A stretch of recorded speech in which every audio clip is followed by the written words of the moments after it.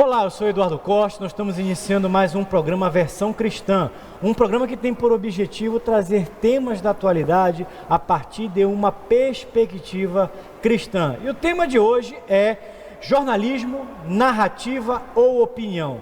Para debater o tema conosco, nós temos aqui o nosso jornalista publicitário, César Vasconcelos, pastor da Primeira Igreja Batista Brasileira em Los Angeles, e a nossa bacharel em Direito, Paula Andrade, que vai estar conosco debatendo esse tema.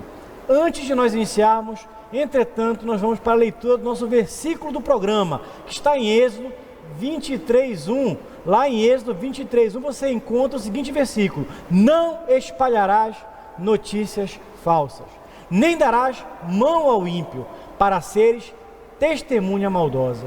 Bom, César, eu queria iniciar contigo perguntando qual é a importância que você vê para a imprensa nos dias atuais. Eduardo, a imprensa tem um papel fundamental de trazer informações para a sociedade como um todo. A gente vive baseado nas decisões que a gente toma. Nós tomamos decisões baseadas nas informações, no conhecimento que a gente tem a respeito de um determinado tema. Vivemos em sociedade, uma série de coisas acontecem na nossa sociedade. Nós precisamos que alguém nos conte o que está acontecendo, particularmente na nossa realidade brasileira, onde nós usamos da democracia para eleger governos que vão impactar as nossas vidas. Por exemplo, essa é uma área-chave onde você tem informações corretas, abalizadas, vão te ajudar a analisar o que está acontecendo, para onde o país está indo, as autoridades nas diversas instâncias onde elas estão colocadas, se elas estão fazendo um papel correto, ou se de repente elas estão descarrilhando daquilo que deveria ser. E esse tipo de conhecimento, de informação é fundamental que chegue até a gente, e particularmente hoje nós temos uma velocidade de circulação de informação absurda. Então, por causa disso, por causa dessa importância, por causa do contexto que a gente vive, com internet, polarização, tanta coisa, é fundamental haver uma imprensa que tenha a liberdade de comunicar, uma imprensa formada por profissionais qualificados, que tenham, um comprometimento, qualidade com a profissão em si, mas também uma ética, um caráter profissional que vai garantir que esse trabalho, esse processo de apresentar informações seja bem feito, ajude a sociedade a estar informada e, em cima disso, tomar decisões que vão impactar o coletivo como um todo. Muito bem. Para quem está nos assistindo, César, normalmente a gente tem o hábito de acessar um meio de comunicação. Antigamente, eu me lembro que a gente recebeu, eu esperava o jornal impresso em casa para poder ler. Hoje em dia, a gente está muito mais rápido, a gente tem meios de comunicações pela internet, recebemos notícias pelo Facebook, Instagram, WhatsApp.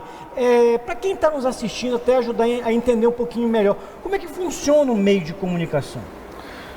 A gente poderia dividir de algumas maneiras diferentes. Eu gostaria, eu acho que é muito importante hoje para a gente entender como funciona o que eu vou chamar de grande mídia. São as organizações, empresas que cumprem esse trabalho de prestar informações. E nesse momento, como é uma empresa, como basicamente se organizam como empresas, veículos de comunicação, eles precisam não somente prestar o seu fim, que é veicular, coletar, processar e veicular essa informação, mas toda empresa tem uma necessidade também de sustentação do ponto de vista econômico-financeiro. Então, eu acho que esse entendimento, primeiro, da grande imprensa como não somente alguém que presta serviço, mas que tem interesses financeiros, eu acho que já começa a nos despertar a necessidade de nós sermos críticos de como esse processo é feito. Porque no momento em que, até do nosso próprio ponto de vista de latino-americano, nós gostamos muito dos relacionamentos dos nossos amigos, a gente costuma favorecer um amigo em detrimento de quem não é nosso amigo. Para os amigos, não, para os inimigos a lei, como me ajuda a completar o ditado, para os inimigos o rigor da lei, alguma coisa assim, e para os amigos as benesses. Então, quando a gente vê algo, seja numa rádio, num jornal impresso ou numa televisão, existe uma série de profissionais envolvidos nisso e, acima disso, alguém que tem um poder de decisão muito grande, que tem a responsabilidade de evitar distorcer a qualidade e o rumo dessa notícia. Em tese. Até porque uma pergunta que eu vou te fazer, eu por necessidade até da minha profissão, eu costumo ler muitos jornais. E eu aprendi a ler jornal.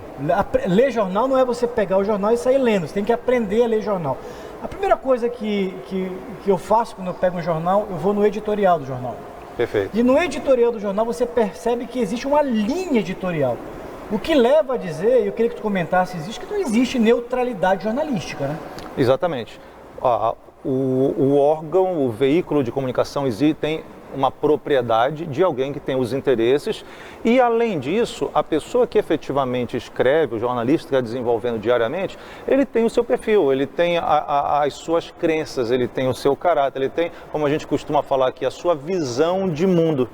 E é dentro dessa visão de mundo que você vai escrever a respeito da realidade que você está vendo. Eu estava lendo um material esses tempos que dizia que 90% do que nós vemos está dentro da gente e não fora. Sim. Pois não. Nesse sentido. E César, e é muito interessante que tu colocas, porque a própria comunicação, os meios de comunicação e tudo o que acontece hoje está inserido num processo de revolução tecnológica que impacta significativamente os meios de comunicação, a forma como os impressos foram substituídos e às vezes alguns profissionais relevantes foram tirados do mercado porque não teve uma reinserção ou não conseguiram ocupar esse espaço. Hoje a gente vê jornalistas sendo pessoas jurídicas, não tendo mais vínculos por uma série de coisas, inclusive alteração de lei de imprensa, em que responsabiliza o próprio profissional e não mais o meio de comunicação. Tudo isso se passou nesse período aí dos últimos 15 anos. Então, o profissional passou por essa mudança, a população vem de um histórico como o que o Eduardo relatou, vamos ler o editorial e ver o que eles querem comunicar. E hoje já não está mais assim, né? Eu creio que a necessidade por informação todos nós temos. Eu acho que a grande preocupação é que não só no contexto da imprensa, da comunicação, mas em outros contextos também, tudo aquilo que é registrado de uma forma midiática ou até mesmo impresso, parece que a gente respeita quase como que uma verdade absoluta. Numa conversa, se alguém chega... Não, mas é muito perigoso, né? Bastante, porque você não tem um critério objetivo para avaliar a qualidade, a veracidade do que está sendo colocado. Se a gente está numa discussão, eu digo, não, mas no livro tal, fulano de tal disse tal coisa. Parece que isso dá um ar assim de verdade absoluta. E de repente, até que ponto que realmente isso é? Quando a gente vem para a imprensa, isso aí é algo muito sério, porque normalmente uma pessoa incauta, uma pessoa que não tem esse filtro, exatamente, eu digo, dependendo do veículo, eu já tenho que botar um óculos com um filtro para ler aquela notícia ou para ver. Tem uma coisa que é curiosa, César, quando eu gosto muito de ler notícias, né? Porque o jornalista, muitas vezes, ele usa de um expediente que ele vai inserir alguém na reportagem dele e já coloca o título, especialista, como se aquela pessoa fosse douta naquele assunto. Eu tenho feito um exercício nesses últimos tempos, justamente toda vez que eu vejo a palavra especialista num texto, eu pego o nome dessa pessoa e, como a gente fala, e dou um Google. E, gente, é impressionante como esse especialista, ok, tem alguma formação técnica, mas além dessa formação técnica, eu percebo claramente tem um viés ideológico absurdamente extremo. E isso aí é canalizado dentro dessa mentalidade. Porque tem uma fala no jornalismo, não existe o fato, existe a versão desse fato. Então, quem for narrar algo, e isso é humano, nós temos opiniões diferentes do que está acontecendo, mas eu acho que o papel do profissional é ele ser muito criterioso e nivelar o que ele tem de percepção própria com aquela informação que efetivamente soma para o processo da sociedade. Deixa eu sair do jornalista e do publicitário e eu quero vir para consumidora de informação. Eu sei que a Paula é uma leitora assídua. Eu acompanho muito a Paula, ela lê muito, ela interage muito, ela é uma pessoa muito crítica no sentido de estar buscando por trás das notícias a verdade dos fatos. Paula, no teu perfil como leitora, como usuária da informação, como cidadã que busca muitas vezes conhecer o que está acontecendo, como é que tu consegues fazer esse filtro da informação que chega a você? Olha, é muito interessante. Os meios de comunicação em geral, aqueles jornais que são relevantes, eles não podem deixar de ser lidos. Tá? Mas o que me chama a atenção é que houve talvez na formação acadêmica, desses profissionais de comunicação, e aí se alcança jornalismo, se alcança as comunicações em geral. Houve também um alinhamento ideológico, como muitos cursos universitários. E isso não nos permite que aqueles profissionais formados a partir de um determinado período, eles tenham aquilo que chama estofo. Tá? A outra questão hoje é a lei de acesso à informação. Então você pega uma informação aqui, se é informação de governo, o governo tem que disponibilizar aquela informação de alguma forma. Então você vai no site oficial, numa estrutura oficial, é preciso ter oficialidade. Existe inclusive diário oficial. Então existe um mínimo para você confirmar aquelas operações. Então aqueles órgãos mais relevantes, eles confirmam os fatos, mesmo assim eu vou em outros órgãos. E vou também em quem se opõe ao fato. Eu quero saber a versão. Uma perspectiva ampla. Sim, eu preciso. É importante, tanto no meu trabalho, é importante porque quando você tem que ouvir vários atores, você precisa fortemente entender as versões que estão ali e as nuances daquilo. Agora eu quero pegar o teu gancho e trazer um outro assunto à nossa mesa de discussão. Até para quem está nos assistindo. Quem está nos assistindo certamente participa de grupos de WhatsApp, vê uma informação no Facebook, no Instagram. A Paula falou agora há pouco de uma coisa que aconteceu há algum tempo atrás, que foi a revolução tecnológica. Isso impactou os meios de comunicação de uma forma espetacular e democratizou os meios de comunicação. Antigamente nós éramos dependentes, eu me lembro como eu mencionei, eu era dependente de um jornal impresso chegar em casa. Hoje nós somos usuários em tempo real, mas ao mesmo tempo nós somos produtores de conhecimento também.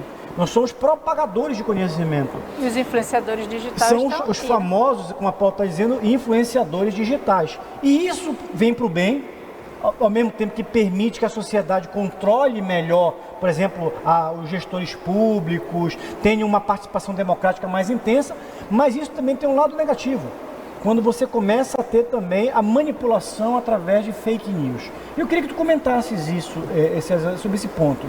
O fake news eu digo que já existe há muito tempo, até porque o texto que foi lido no começo, se a gente for traduzir para a linguagem de hoje, não espalha fake news nas tuas redes sociais, né? Boa, César, era um mandamento já antigo. Por quê? Porque o povo é desse jeito. E olhe para o autor da mensagem, porque ele diz assim, nem vá na conversa do ímpio. O autor da mensagem é importante, né? Não, mas é verdade. O ser humano, aí nós vamos entrar numa questão de caráter, uma questão espiritual da realidade do homem com a queda. E de construção de narrativas, né, que é o tema do nosso programa, né? Se tu for pensar desde do capítulo 3 de Gênesis, o que aconteceu? E não foi a mulher, não, foi não sei o que, foi a serpente. Começou uma guerra de narrativas e que hoje é muito comum. Então, a fake news é algo que faz parte da gente. O que aconteceu? A realidade da internet, gente, potencializou ao extremo isso. E a internet, o que acontece? Todos nós temos sentido esse fenômeno. Ela nos colocou num campo de batalha que antes não existia. Existiam dentro de alguns contextos, ideias, pensamentos diferentes, algumas questões de conflito, mas hoje você, com muita facilidade, você entra numa discussão acirrada, você entra num ódio porque alguém pensa diferente de você. Eu sempre vejo a raiz espiritual disso tudo. Eu acho extremamente preocupante a questão das fake news. Eu valorizo a importância do jornalista profissional que passa por um preparo nesse sentido, uma competência. Por quê? Porque ele efetivamente pode ser responsabilizado legalmente por isso. Eu, particularmente, eu sei que muitos falam mal da grande mídia. Eu ouço muita informação da grande mídia, apesar de eu saber que existem outros nichos de você obter informação. Por quê? Porque por mais que essa mídia ela direcione um pouco a informação dentro daquilo que é a linha que ela espera comunicar e moldar, mas ela pode ser seriamente responsabilizada legalmente por isso. Então acho que existe um certo conforto de você ouvir e, como foi falado, comparar essas diferentes mídias. Eu sei que essa aqui tem uma ideologia desse jeito, essa aqui tem outro. Comparar essas diferentes versões para você ter um equilíbrio. Agora, deixa eu colocar um ponto nessa conversa que eu acho que é importante em função daquilo que você está comentando. O que nós escutamos muito hoje em nível de Brasil é que existe um aparelhamento político e ideológico dos meios de comunicação. Como é que você percebe isso? Existe aparelhamento político ideológico dos meios de comunicação? Aproveitando, é importante o jornalista ou o profissional de comunicação se posicionar e deixar claro isso? Esse é um ponto interessante. Eu vou começar respondendo sobre a realidade dos Estados Unidos. Eu tenho morado um pouquinho lá e tenho visto como funciona a imprensa lá. Os meios de comunicação, os canais, vou falar de televisão, por exemplo, os canais de televisão, eles são editorialmente identificados com uma linha política. Então, você assiste a CNN, você sabe que a CNN é quase que um veículo de comunicação do Partido Democrata, porque os donos da CNN, a proposta dela está alinhada à ideologia dos democratas, uma ideologia mais liberal, enquanto você vê outros liberal veículos... na acepção norte-americana, né? Não Exato, nossa. perfeito. Para quem está nos assistindo, isso pode gerar uma certa confusão, porque a perspectiva liberal anglo-saxônica é diferente da nossa ibérica. Uma questão liberal no sentido de moral, de costume, de algumas coisas, né? Nesse sentido. Mais exato. Progressista. Exatamente. Já tem outros veículos de comunicação que não, eles são claramente republicanos. Então, o que é interessante de ver os dois? Onde é que eles estão conflitando? De repente você pode chegar a um ponto médio que te apresente aquele quadro, um equilíbrio sobre um fato que está acontecendo e te ajude a ver outros elementos. A imprensa, para mim, é fundamental ela ser crítica. No Brasil, existe aparelhamento político ideológico? Eu não diria que nos grandes meios, a minha leitura, que isso está presente. Eu acho que é muito mais... existe um lado econômico, o interesse econômico, existe um lado de uma mentalidade, aí vamos de novo para a nossa palavra, de uma cosmovisão que alguns têm. Eu quero dar um break aqui, dar uma parada, nós estamos chegando ao final do nosso primeiro bloco. Eu quero que você retome essa discussão no nosso segundo bloco. Nós estamos assistindo aqui ao programa Versão Cristã, um programa que tem por objetivo trazer para você temas da atualidade a partir da perspectiva cristã. Nós voltamos daqui a pouco.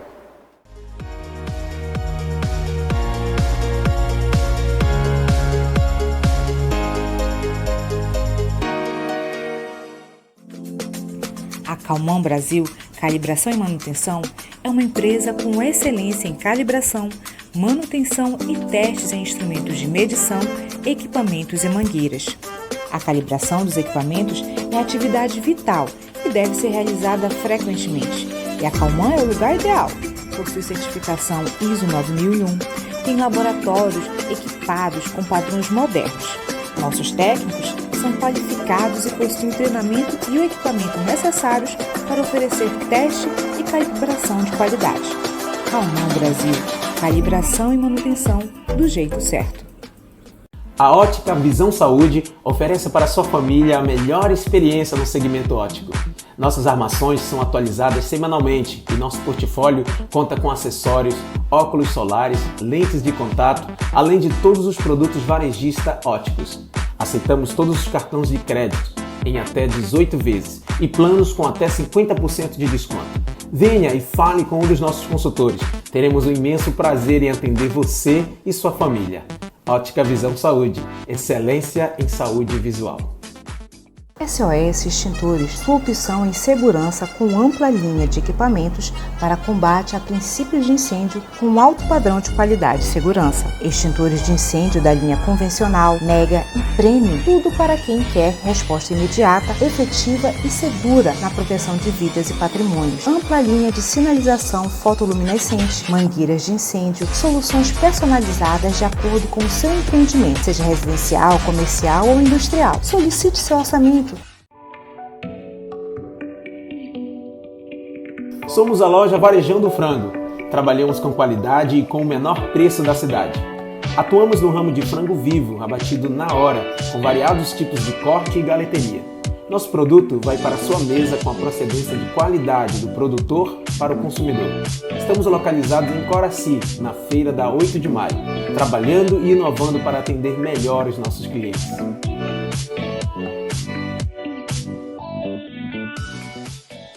Zelo, saúde, proteção e segurança para a sua empresa. A Zelo traz até você tecnologia de ponta para a descontaminação de ambientes através da desinfecção por pulverização eletrostática. Tem padrão hospitalar, E essa tecnologia é a única que proporciona a cobertura de 100% do seu ambiente. Aprovado pela Anvisa e pela EPA, Agência de Proteção Ambiental dos Estados Unidos.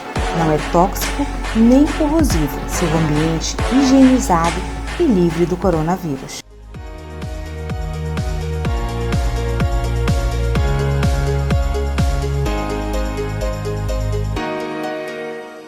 Muito bem, voltamos ao nosso segundo bloco do programa Versão Cristã. E antes de dar prosseguimento, eu queria fazer uma recomendação de leitura. Nós sempre trazemos para você sugestões de leitura de livros para que você possa se aprofundar em temas relacionados à cosmovisão bíblica ou cosmovisão cristã.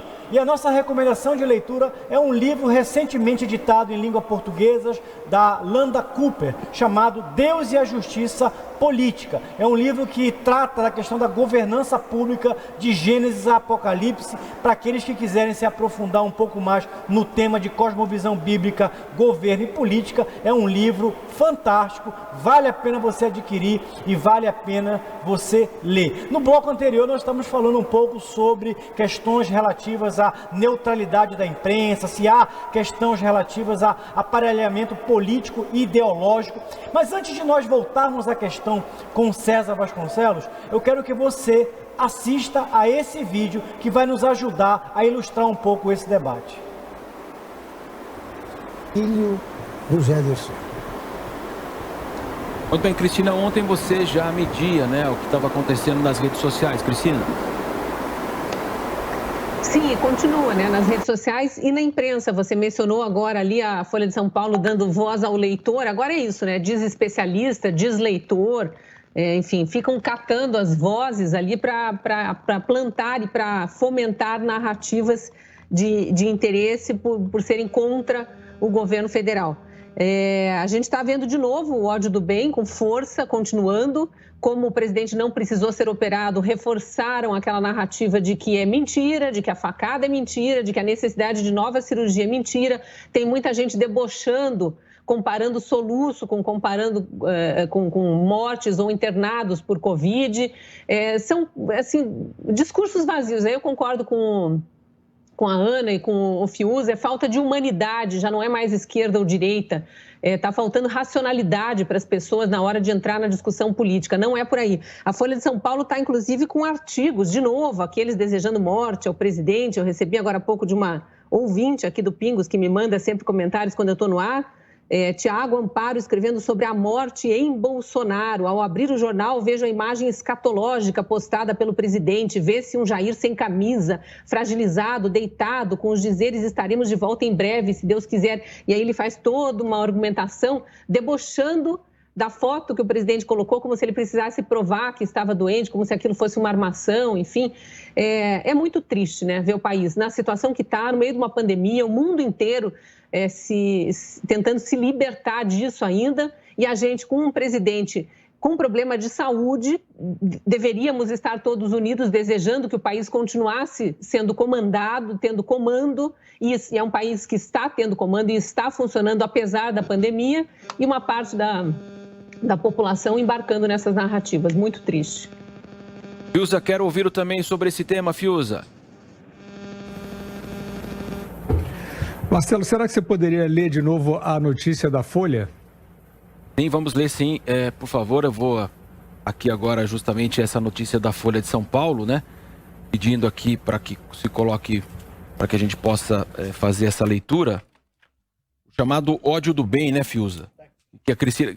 Soluço de Bolsonaro é castigo divino pelas mortes da Covid, diz leitor. A imagem nós repetimos então, portanto, na tela, Fiuza. Bem, a gente pode acompanhar agora um vídeo que eu acho que ilustra muito bem o que nós estamos discutindo aqui.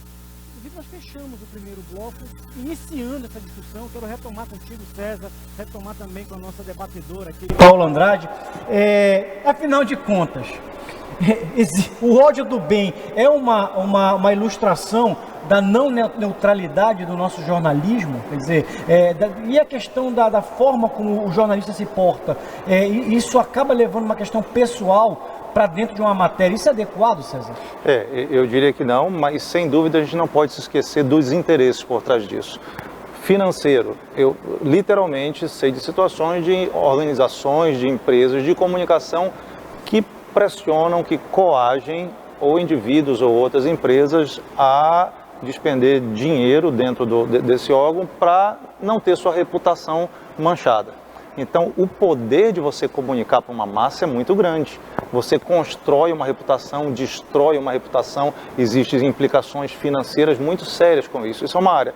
E o outro lado, que foi mais mencionado aí, é a questão realmente ideológica. Pode dizer, as pessoas têm pensamentos diferentes, mas qual é o limite ético de que eu posso comunicar algo, eventualmente enfatizando alguma área, mas não sem ultrapassar alguns limites? Eu tenho percebido aquilo que a gente falou antes dos especialistas, nada mais são do que um fantoche, entre aspas, para veicular um tipo de mensagem, alguma afirmação que é totalmente ideológica. Deixa eu te colocar uma questão que eu acho que até como alguém que dá muita entrevista, eu dou muita entrevista para os meios de comunicação, em especial aqui no estado do Pará, e às vezes a sensação que eu tenho é que o jornalista já vem com a pauta pronta e ele quer, na verdade, te conduzir, de certa forma, fazer uma fala. E é curioso porque você, às vezes, em especial para televisão, eles fazem várias perguntas, eles gravam vários minutos com você e aproveitam, às vezes, 10, 15 segundos. E muitas vezes eu já me senti manipulado por jornalistas, no sentido de eles quererem botar palavras na minha boca. E tem uma estratégia, né? Eles falam e colocam para você repetir. E uma vez eu me recusei, eu era presidente do Conselho Nacional de Economia, eu disse para a jornalista, não vou falar isso, porque eu não concordo com isso. E a jornalista insistiu. E eu tive que ser um pouco mais duro com ela. E por trás, aí vem a minha questão, por trás, portanto, não é só o meio de comunicação, não é só a linha editorial, mas existe uma pessoa do jornalista que tem ali uma cosmovisão de mundo, que tem ali uma identidade política, que tem uma filosofia de vida. Isso acaba sendo, portanto, capturado na hora de fazer a matéria. Totalmente. Eu publiquei, acho que ano passado, um material no meu YouTube que era sobre crentofobia. Literalmente foi uma matéria veio pela Folha, pelo UOL, uma matéria que falava traficrente, que queria associar a evangélicos o comando de um morro, de um tráfico dentro de um morro no Rio de Janeiro.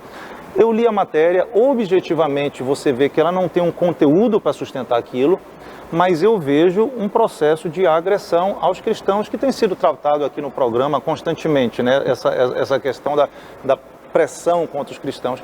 E fui fazer a tal da busca do jornalista que escreveu esse texto, dos traficantes. É uma pessoa, por exemplo, que você vê pela realidade das redes sociais dele, ele de alguma maneira tem algum tipo de comércio de acessórios para uso de maconha, é uma pessoa que é extremamente envolvida num estilo alternativo de vida, vamos dizer assim. Então essa pessoa que tem uma visão de mundo, que sem dúvida não é a visão bíblica, ela está sendo um formador de opinião. Então, esse é um ponto que é fundamental quando a gente puder investigar qual está sendo a fonte dessa notícia, dessa informação, porque passa isso ser usado a construir uma narrativa, e não é só no jornalismo, na arte como um todo. E, em geral, essas narrativas são contrárias ao cristianismo, e a gente tem que estar atento para filtrar. O problema é quem não tem essa percepção e começa justamente a comprar uma ideologia, uma mentalidade, um estilo de vida que a princípio não é seu, mas passa a acreditar a partir daí. E César, você põe com muita propriedade que existe o interesse financeiro, né? Então você tem aí a ética profissional do jornalista ou daquele profissional de comunicação, porque os comerciais também estão numa pauta próxima. E aí a ética profissional desses grupos de imprensa, de formadores de opinião, e a ideologia que tem a ver com a ética geral. Aquilo que um grupo gosta de ouvir, um determinado grupo, como você exemplificou, ele tinha uma pauta interna dele ou de um grupo. O que se observa, inclusive com esse tema, drogas, é que esse grupo ele tem uma economia robusta, gostemos ou não da atividade, e eles têm força para patrocinar. E você vê movimentos para patrocinar determinadas situações, assim como na saúde, questões referentes a determinados procedimentos que tentam aprovar, medicamentos e segue, então, grupos econômicos que patrocinam determinados meios de comunicação. Eu sempre digo assim, que nós temos exemplos extremamente louváveis. O Lúcio Flávio Pinto, por exemplo, não aceitava patrocínio. Ele vendia o jornal e contava com o público. Hoje ele está com um blog, ele teve que extinguir o jornal. Para quem não conhece, o Lúcio Flávio Pinto é um jornalista extremamente conceituado aqui no estado do Pará. Foi meu professor na Federal, realmente uma pessoa excelente, profissional fora de série. E ele tinha um filtro por convicção, por princípio profissional, de não receber determinados patrocínios e não trabalhar em determinados órgãos, porque a pauta parecia vir pronta, e ele deixa isso claro em muitos textos dele. E aí você experimenta jornalistas com firmeza de propósito também. No vídeo que a gente assistiu, a gente observa também um jornalista que nós consideramos experiente, né? O Augusto Nunes. Ele viveu diversos processos históricos e conhece os atores em vários momentos de suas vidas. Então ele tem um estofo para trabalhar determinados temas. E tem os comentaristas. A gente tem que olhar esses comentaristas a partir do viés deles, das posições, das ideias. Podemos concordar ou não, mas precisamos ter esse espírito de fazer a crítica da mensagem. O que eu vejo no geral, no WhatsApp, tudo, as pessoas vão transmitindo essas mensagens sem fazer crítica, sem fazer comentário. E os debates acontecem, como você falou aí, porque a gente coloca o vídeo e aí quem discorda vem e vira aquela briga que ninguém se entende. Como isso pode ser minimizado, como a gente pode comunicar também o que a gente pensa. Eu acho que hoje nós vivemos numa polarização na sociedade que é muito difícil de ser corrigida nesse momento.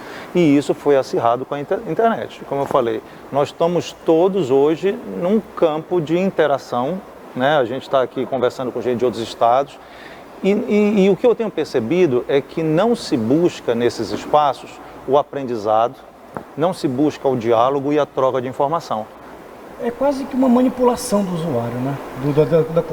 Eu me sinto muitas vezes manipulado. Não sei se você se porque sente. Tem o filtro da inteligência artificial, que aquilo que você compartilha, você vê. Né? Não, nas redes sociais isso é bastante claro. Mas eu vejo principalmente isso. Lamentavelmente, eu faria uma avaliação que a nossa sociedade, e aí eu não vou nem dizer para a brasileira, porque isso é uma realidade que está acontecendo nos Estados Unidos, em muitos lugares. A gente está muito preso a coisas muito básicas. A gente não está com um projeto de realmente aprender, crescer e construir algo mais positivo. Eu acho que a carnalidade da inimizade, ela se criou nesse cenário, se propagou muito forte nesse cenário. Então, é muito difícil se reverter isso. O que eu acho que a gente, individualmente, precisa começar a ser mais seletivo, precisa até ouvindo a recomendação bíblica, né, de ser pronto para ouvir e tardio para falar, para dar opinião, para marcar, né, a gente começar a refletir mais. Eu tenho um comentário desde o ano passado com essa questão da pandemia, que de repente, num período de poucas semanas, a mais diversa gama de profissionais brasileiros, do gari ao médico, ao político, ao contador, ao atendente de banco, à dona de casa, todos eles passaram a ser especialistas em epidemiologia. Porque todo mundo tem uma opinião garantida sobre o que tem que fazer para resolver o Covid. Não é só sobre epidemiologia, é sobre economia, sobre política, todo mundo tem a sua opinião. Mas eu achei isso muito sintomático, porque é uma coisa tão específica. Na minha leitura, a própria Organização Mundial de Saúde tem mudado de opinião em alguns temas.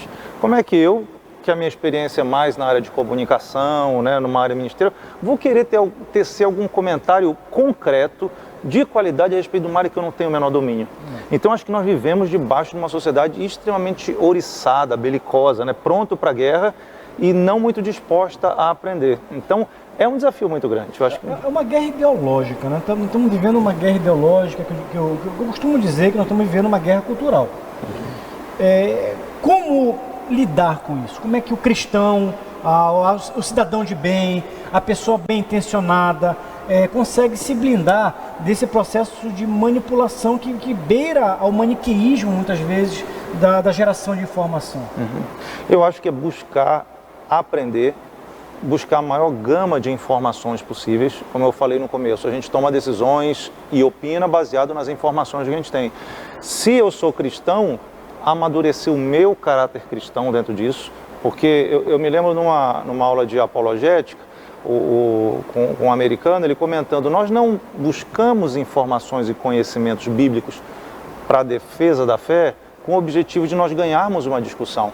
Não está em pauta ganhar uma discussão, está em pauta expor as verdades bíblicas.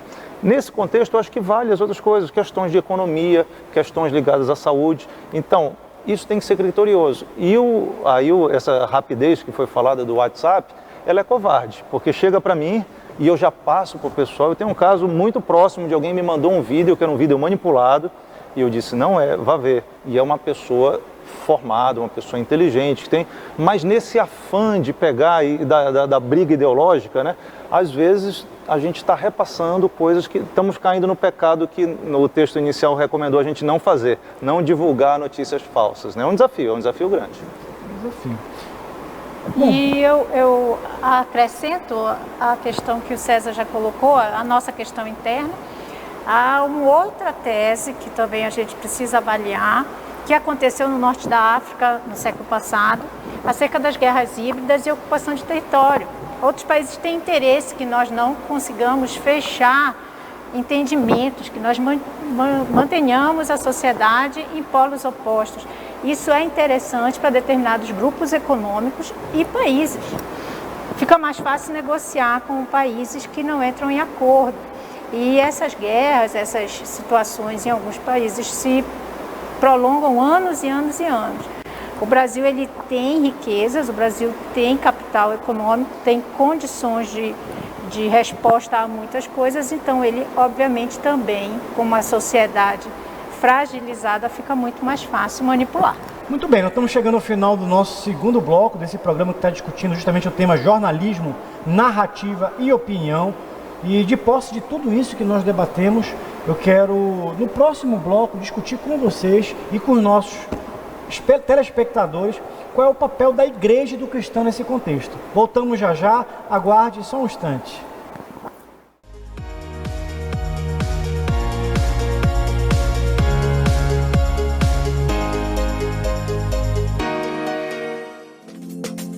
A Calman Brasil Calibração e Manutenção é uma empresa com excelência em calibração, manutenção e testes em instrumentos de medição, equipamentos e mangueiras. A calibração dos equipamentos é atividade vital e deve ser realizada frequentemente. E a Calman é o lugar ideal. Possui certificação ISO 9001, tem laboratórios equipados com padrões modernos. Nossos técnicos são qualificados e possuem o treinamento e o equipamento necessários para oferecer teste e calibração de qualidade. Calman Brasil, calibração e manutenção do jeito certo. A Ótica Visão Saúde oferece para sua família a melhor experiência no segmento óptico. Nossas armações são atualizadas semanalmente e nosso portfólio conta com acessórios, óculos solares, lentes de contato, além de todos os produtos varejista ópticos. Aceitamos todos os cartões de crédito em até 18 vezes e planos com até 50% de desconto. Venha e fale com um dos nossos consultores. Teremos um imenso prazer em atender você e sua família. Ótica Visão Saúde, excelência em saúde visual. SOS Extintores, sua opção em segurança com ampla linha de equipamentos para combate a princípios de incêndio com alto padrão de qualidade e segurança. Extintores de incêndio da linha convencional, mega e premium, tudo para quem quer resposta imediata, efetiva e segura na proteção de vidas e patrimônios. Ampla linha de sinalização fotoluminescente, mangueiras de incêndio, soluções personalizadas de acordo com o seu empreendimento, seja residencial, comercial ou industrial. Solicite seu orçamento. Somos a loja Varejão Frango. Trabalhamos com qualidade e com o menor preço da cidade. Atuamos no ramo de frango vivo, abatido na hora, com variados tipos de corte e galeteria. Nosso produto vai para a sua mesa com a procedência de qualidade do produtor para o consumidor. Estamos localizados em Coraci, na feira da 8 de maio, trabalhando e inovando para atender melhor os nossos clientes.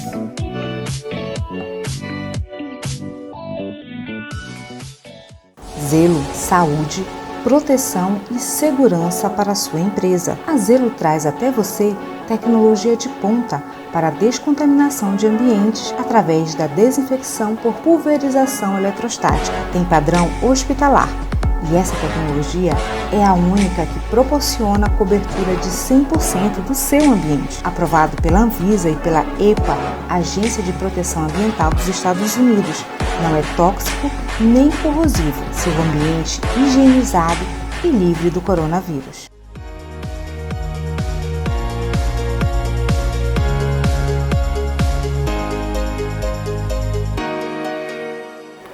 Muito bem, voltamos ao nosso terceiro e último bloco do nosso programa Versão Cristã, um programa que tem por objetivo trazer para você temas da atualidade a partir da perspectiva cristã. E o tema de hoje é jornalismo, narrativa ou opinião. Eu quero voltar com os nossos debatedores aqui, com o nosso entrevistado César Vasconcelos. A gente falou agora há pouco no último bloco sobre o papel do jornalista. O jornalista, ele é, na verdade, um elemento importantíssimo nisso. Mas esse jornalista, ele tem uma formação, ele tem uma história, ele tem uma cosmovisão. Como é que se dá essa formação desse ator social que é importante na produção de informação atualmente no Brasil? Essa é uma questão muito importante. No mestrado, eu li um livro sobre a ética do reino. E ele apresenta justamente essa questão da formação, o que nos leva a ter uma opinião a respeito de certo assunto e tomar uma decisão dentro desse assunto. E particularmente o livro ele comenta que nós temos 4 áreas principais que nos formam e nos moldam nisso. São as pessoas que são referências para a gente, os processos, as áreas de atuações que nós consideramos relevantes, os nossos sensos de comunidade, em que comunidade nós estamos inseridos, e a nossa visão sobre o que ele chama de lealdades absolutas, lealdades supremas, e aí entra a questão de Deus, no nosso caso. Então você vai perceber que esse jornalista, primeiro, passa um tempo na universidade e ali, de uma certa maneira, se constrói uma comunidade. E, de uma forma geral, já foi tratado aqui nesse programa, o ambiente da universidade se tornou um ambiente bastante secularizado, onde se quer você levantar um tema que envolva cristianismo, questões bíblicas. Eu lembro bem de uma aula onde uma professora renomada aqui em Belém, uma pessoa conhecida até fora da universidade, ela fez uma afirmação sobre a primeira menção, se eu não me engano, ao amor romântico que teria acontecido no século tal, e eu questionei aquilo. Eu disse, não, a Bíblia faz um relato de um amor romântico na época, o rei Salomão escrevendo ali o livro de Cantares, né? Ele disse, não, mas isso é uma questão fictícia, é uma coisa que a gente não leva em consideração. Então, eu diria que esse ambiente de formação de profissional, ele não é um ambiente, às vezes, que valoriza, né, não vai valorizar valores cristãos, muito pelo contrário. E fora isso, as questões que eu comentei, quem são as pessoas importantes? Será que vem de famílias onde o relacionamento onde o pai, a mãe é um relacionamento harmonioso? Ou são famílias que vão desestruturar, afetar esse caráter? Quais são as comunidades que você vai criando? Enfim, e qual é a tua visão a respeito de Deus? Então, esse é o grande risco. A pessoa que está comunicando o que muitos recebem como verdade passa a fazer parte da mentalidade deles e os ajuda a entender o mundo, tomar decisões que impactam a sociedade. Eles têm essa realidade. E o pior, César, muitas vezes é o militante político ideológico travestido de jornalista, né? E muitas vezes ele causa um estrago, porque ele tem a condição de passar informações, muitas vezes com um viés distorcido, formando toda uma mentalidade de uma sociedade. Então eu acho que isso é algo que precisa ter muita atenção na hora que a gente vai ler, que a gente vai ouvir alguém se manifestando sobre isso. Paula, como é que... Queria até acrescentar, e não sei se é a pergunta do Eduardo, mas se o jornalista, ele tem por premissa hoje ser um agente transformador de sociedade, né? É uma premissa de muitas profissões. Esse é um desafio, você melhorar a sociedade, transformar de forma a trazer ganhos para a sociedade também. Esse jornalista, ele usa uma linguagem. Né? A depender, a gente olha assim, tem jornalista só em jornais? Não, porque existem pesquisas, existem profissionais de diversas áreas que trabalham na comunicação, que fazem filmes, que fazem pauta de arte, música, né? Programas, músicas, escolhem fundos musicais para determinados programas, escolhe quem vai ser entrevistado em programas de entrevista. Então, considerando que os meios de comunicação, principalmente os televisivos e de massa, que alcançam grande parte da população brasileira, eles têm esse mote, eles têm vieses. O que tu achas assim desse agente transformador e como ele olha o cristão, que também é chamado na sociedade a ser agente transformador? Esse ponto é tão importante. Ontem eu acabei de ver alguma coisa na TV e nessa de mudar o canal, eu caí num programa que é voltado para adolescentes no final da tarde, eu acho, de uma das maiores empresas de comunicação do Brasil. Estava uma pessoa que alegadamente, teoricamente, era um crente em cima de um palanque no meio da rua com uma Bíblia, falando o versículo da Bíblia, sendo zombado por outras pessoas. Eu não sei do que se tratava, não sei o enredo, mas todo mundo ali criticou. Foi uma visão extremamente caricata do que seria ser um cristão. E na sequência você entra... Por que eu estou tocando nesse assunto? Porque não é só o jornalismo, é a questão da arte, da produção de entretenimento que é veiculado na mídia. O jornalismo, ele é mais voltado ao factual, o que está acontecendo hoje. Mas pensa no poder, e eu digo particularmente, né, a gente pensa em redes de televisão do Brasil, que eu digo que são discipuladoras satânicas. Agora falando como pastor mesmo, né? Por quê? Porque diariamente, em cima de um público de adolescência, está despejando uma carga de uma mentalidade, de uma visão de mundo, de uma ideologia e de valores morais totalmente dissuantes da palavra de Deus. E por que a gente está falando isso? Porque nós estamos numa guerra religiosa? Não, porque nós sabemos o poder da palavra de Deus para transformar realmente as pessoas.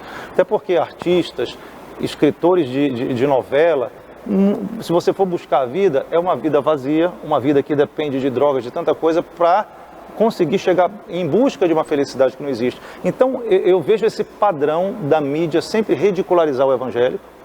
Outras religiões não cristãs costumam ser, inclusive, valorizadas. Pode perceber esse padrão, enquanto que o cristianismo é sempre mantido como algo a ser ridicularizado e cuja a mensagem não merece crédito. Porque ou são de pessoas que não têm inteligência, são pessoas pobres, são pessoas radicais no que pregam, e isso tem constituído muito a nossa mentalidade como brasileiro como um todo. Às vezes, sem o próprio cristão perceber, ele já está abraçando alguma coisa nessa linha. E aí é um risco tremendo. E quando você vê muitas vezes programas jornalísticos pegam às vezes um fato, e nós somos cristãos, nós estamos sujeitos ao erro. Às vezes um pastor comete um erro e pega aquele erro daquele pastor, ou de gente que nem é pastor, mas eles já nominam como pastor, como se aquilo fosse um padrão de referência da atuação do cristão na sociedade. A Paula fez um comentário agora há pouco que eu achei muito interessante e pertinente para o que eu quero trazer à baila para o nosso debate nesse momento. Ela falou, olha, me lembrando um comentário da Paula, olha, muita gente se coloca como agente de transformação da sociedade. Então eu me lembrei aqui daquele pessoal que do movimento estudantil, que quer ser revolucionário, que quer pregar a revolução, que quer não sei o quê, e aí em seguida ela colocou, não, mas o cristão também é um agente revolucionário, só que é um agente revolucionário do reino de Deus. E aí você tem dois agentes revolucionários com cosmovisões diferentes. Nós entramos, portanto, numa guerra cultural. É isso mesmo? É isso mesmo? É isso. Damas primeiro. Existe sim o conflito e a própria Bíblia diz que vai acontecer e diz que a nossa guerra não é contra a carne, né? São principados e potestades na região celestial. Ele é claro que a pessoa ela vai fazer escolhas. E tem pessoas que vão olhar para o que a gente fala e vão dizer que não, isso não. E é bom que tenhamos liberdade para falar e para respeitar a escolha de quem diz não. Mas sim, existe uma batalha para a gente que é por almas. E para os outros pode ser por poder, por interesse, por questões ou traumas, ou questões que a família viu de outra forma, ou porque foi ensinado aquela linha, aquela cosmovisão para ela e ela não experimentou ou viu outras. Isso também pode acontecer. E aí você entra num contexto de que a sociedade ela vai ter essa guerra. Hoje está acirrada porque a gente consegue ver por meio dos meios de comunicações, por posicionamentos, pela liberdade de acesso à informação e até a liberdade de acesso a fake news, isso também acontece. Então, isso é permitido e perceptível. Tem países que não. A China, não. Eu quero pegar esse teu gancho, Paula, para trazer com o César, depois com você, se você quiser comentar, talvez um ponto central desse programa, do que nós estamos assistindo, talvez quem esteja nos assistindo ali. Eu quero fechar com uma pergunta depois ali também para ti. Nós temos aqui mais ou menos uns 7 minutos ainda para terminar o programa, mas eu quero que você, de uma forma objetiva, antes de eu fazer uma última pergunta para você, me diga o seguinte: dentro desse contexto, qual é o papel da igreja? O que cabe à igreja cristã, os evangélicos, fazerem nesse momento, dentro desse contexto que nós estamos discutindo aqui? A área de mídia, a área de comunicação, sem dúvida, está entre os eixos importantes que uma igreja que tem a cosmovisão cristã para implementar, ela deve considerar. Eu acho que a primeira coisa que todo cristão deve ser é autêntico, é viver realmente, é ser um discípulo de Cristo. Porque a Paula acabou de pontuar que muitas vezes essas pessoas elas têm um motivo pelo qual elas agem assim.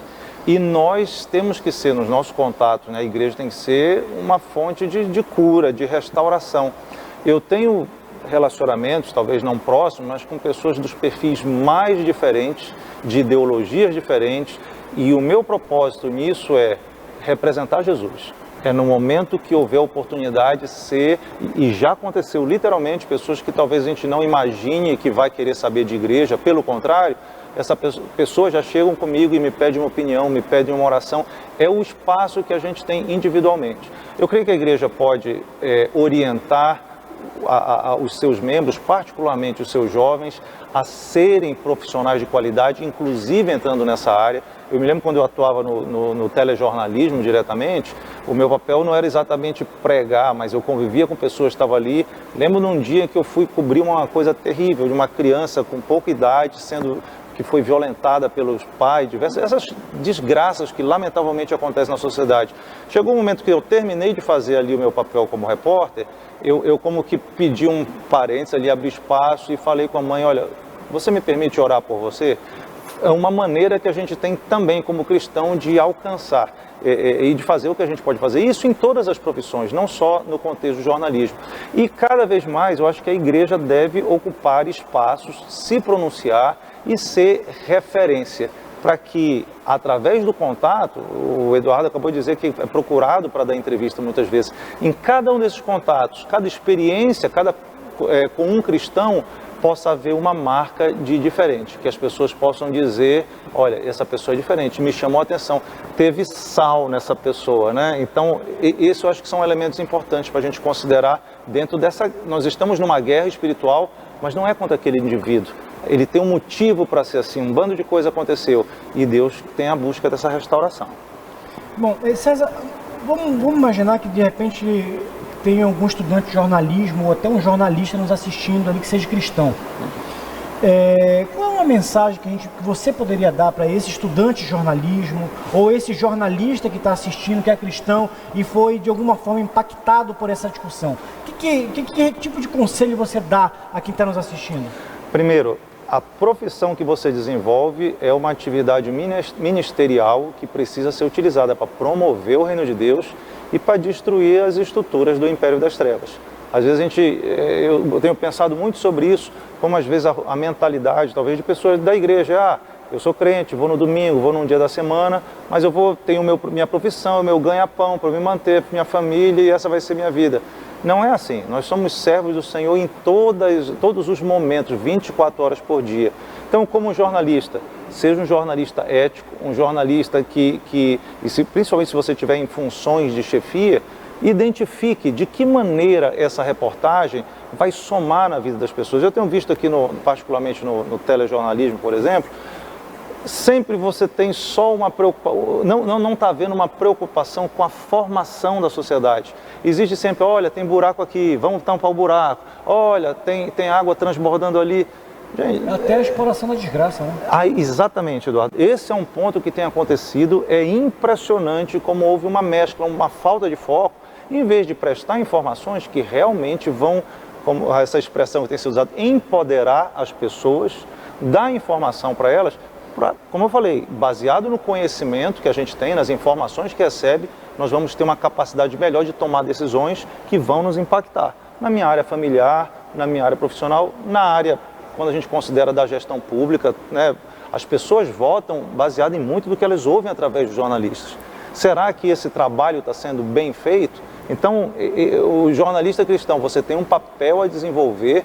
É muito importante que você chegue ao nível de ser a pessoa responsável por esse canal de televisão, para aí sim poder, inclusive, a comunicação a respeito do reino de Deus ser mais apropriada, mais correta e promover os benefícios. Bem, Paulo, eu queria ver seus comentários sobre a fala do César. Olha, essa fala do César é relevante e o que a gente percebe com a fala inicial, que existem versões, seria, no meu entendimento, um fator importante para o jornalista é que procure ouvir os dois lados, se possível colocar as duas versões. O que eu observo nas notícias, e isso me traz estranheza, eu já começo a dizer, peraí, eu tenho que confirmar esses fatos, é que vem a notícia, vem a pauta, se dá uma reportagem de 5 minutos e aí no final as versões. E aí não dá para o outro lado falar. Eles vêm, a partir daquelas informações, fazem um resumo e colocam ali. E geralmente, a impressão que, como consumidora de informação, eu tenho, é que nessa parte a gente meio que desliga, é só o jornalista falando. E a gente não dá o contraditório. Numa democracia isso é muito importante. O jornalista dar o contraditório também é dar o espaço em tempo igual, no meu entendimento. Nos Estados Unidos tem uma lei sobre isso, dar o contraditório em tempo igual. Acho que o Brasil precisa talvez avançar nesse sentido, para a gente poder enfrentar narrativas, que é o mote desse nosso debate, e versões. Muito bem, nós tivemos aqui um programa muito interessante com César Vasconcelos, jornalista, publicitário, pastor da Primeira Igreja Batista Brasileira em Los Angeles, com a nossa bacharel em Direito, Paula Andrade, que tem participado também de outros programas. Os dois têm sido ativos aqui. Esse foi o nosso programa Versão Cristã. E hoje nós discutimos jornalismo, narrativa e opinião. Semana que vem estaremos aqui neste mesmo horário, trazendo mais um tema de interesse para você e sua família. Que Deus te abençoe tremendamente.